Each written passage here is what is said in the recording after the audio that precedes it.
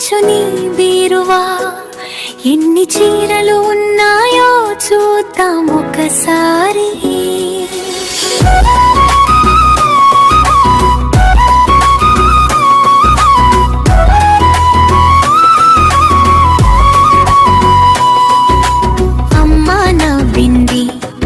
ఇది పెద్ద చీరల భాండాగారం, నువ్వే లెక్క పెట్టి చెప్పు బంగారం. చీరలతో నిండిన ఈ నిధిని లెక్కిస్తాను, 1 2 3 4 అని చెప్పేస్తాను. 5 6 7 8 ఆ మూట కూడా విప్పి చూడు గౌరీ.